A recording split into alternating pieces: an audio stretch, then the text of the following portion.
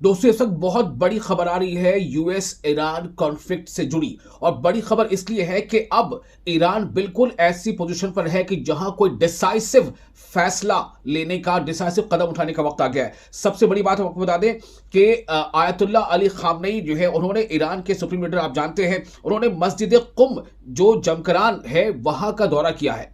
और अक्सर ये देखा गया है माजी में कि जब भी वो कभी जमकरान की मस्जिद कुम का दौरा करते हैं तो वो एंड मौके पर, ऐसे मौके पर करते हैं कि जब कोई बड़ा फैसला लेना होता है। तो ये अपने आप में एक बहुत बड़ा इशारा है। आपको बताएंगे कि इस दौरे का अब मकसद क्या हो सकता है, बड़े फैसले का मतलब क्या क्या हो सकता है, ये आपको आगे बताएंगे। इसी बीच आपको ये बता दें कि जो यूएसएस अब्राहम लिंकन, जिसके बारे में बहुत ज्यादा चर्चा है, वो बहुत बड़ा एक युद्धपोत है, फ्लाइट करियर है, अब समझ लीजिए। तो उसके बारे में खबर अब ये आ रही है कि पर्शियन गल्फ में अभी तक उसने एंट्री नहीं मारी है।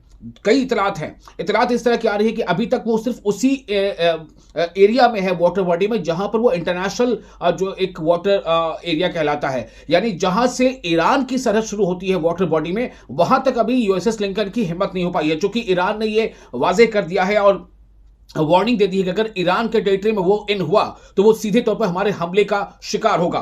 और चूंकि ईरान ने उसको लेकर के तमाम तरह के ड्रोन की तैयारियां कर रखी हैं, ये आपको पहले रिपोर्ट बताया। तो फिलहाल अभी यूएसएस अब्राहम लिंकन की इस पोजीशन क्या है? USS Abraham Lincoln has gone dark with no transponder और कम्युनिकेशन।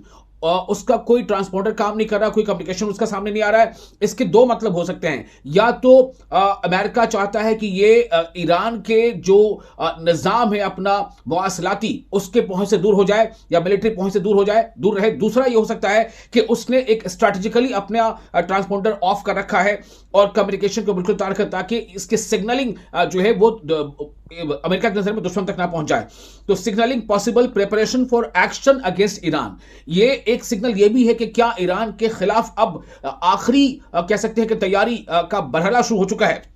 एक और आपको खबर दे दे कि the US military plans to deploy third missile defence system to the Middle East according to बहुत सारे जराए हैं, कि इसमें से खास तौर से मैं आपको कोट करना चाहता हूं कि सीएनएन के हवाले से खबर आ रही है कि थर्ड को जो है अमेरिका डिप्लॉय करना चाहता है मिड ईस्ट में। आप जानते हैं थर्ड का जिक्र काफी ज्यादा हुआ था जब इसराइल के बारे में बात आई थी कि थर्ड जो है वो थर्ड ही जो एंटी मिसाइल डिफेंस सिस्टम है, उसी को कहते हैं आयरन डोम।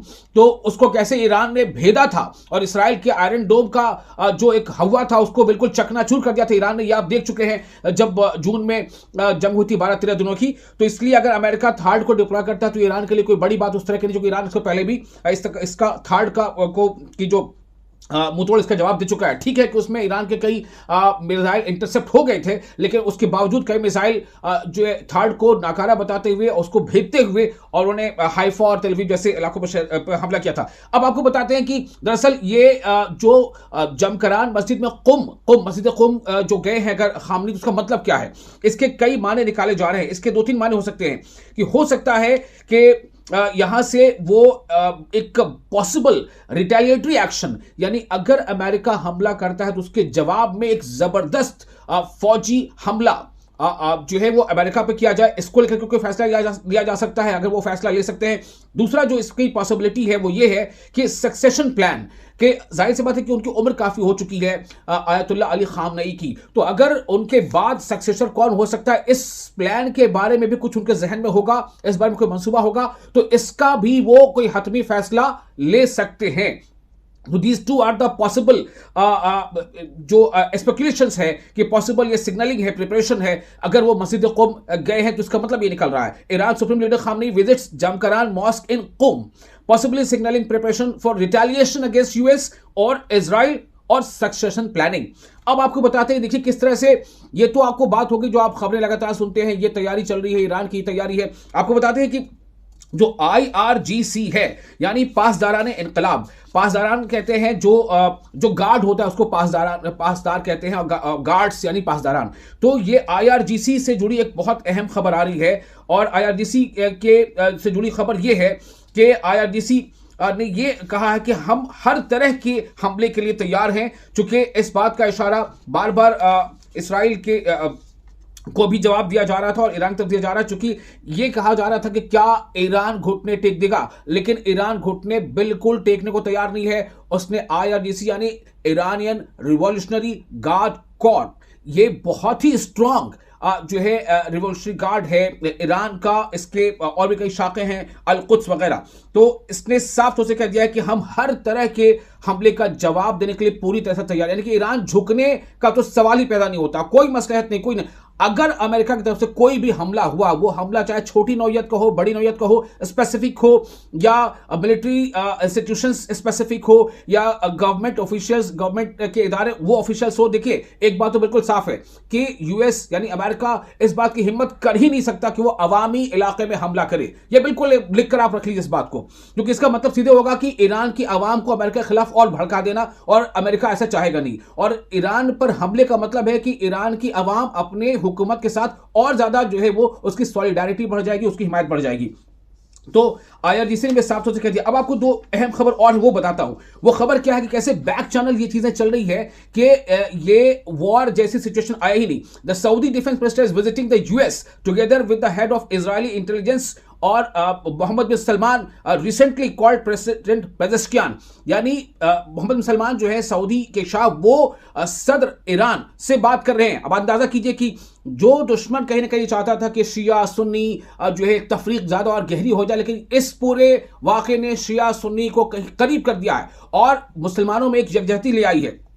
तो सऊदी वज़ीर दिफा इस्राएली इंटेलिजेंस के सरबराह के साथ अमेरिका का दौरा कर रहे हैं। एमबीएस यानी प्रिंस मोहम्मद बिन सलमान, उन्होंने हाल ही में सदर पेजेश्कियान को फोन किया और सऊदी अरब ने ईरानी क़यादत के पैगाम अमेरिका तक पहुंचाए हैं।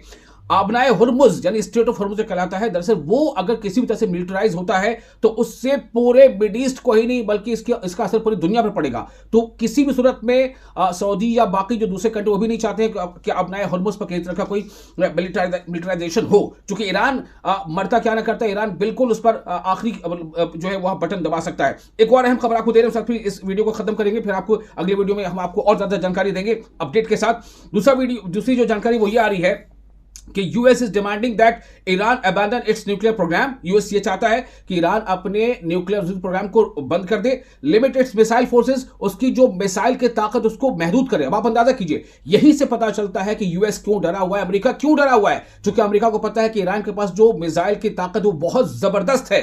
अमेरिका अब यह चाहता है कि वो मिसाइल की ताकत को महदूद करे। क्यों चाहता है भाई? सबसे बड़ा सवाल यह है, आप जो चाहो करो, आप जो चाहो बनाओ, आप जो चाहो मिसाइलें बनाओ, आप जो चाहो बॉम्ब बनाओ, और दूसरा कोई हुकूमत ऐसा, दूसरी कोई देश ऐसा ना बनाए। सवाल लोग ये उठाते हैं।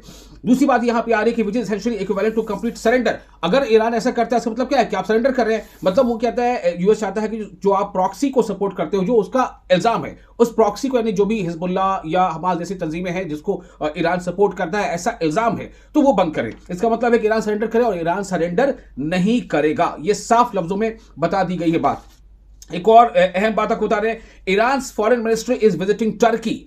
तुर्की, आप याद रखिए, इस पूरे खेल में तुर्की भी काफी एक्टिव है, और तुर्की काफी एक्टिव होकर ईरान की हिमायत कर रहा है।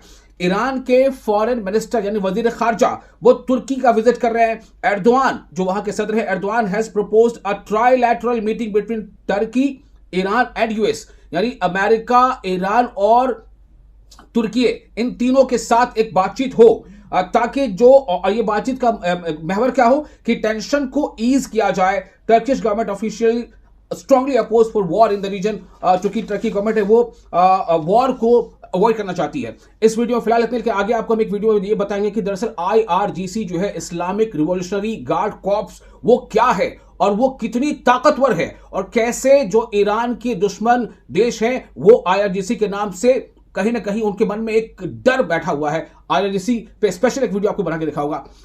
आप बने रहे न्यूज़ 18 सोशल मीडिया के साथ।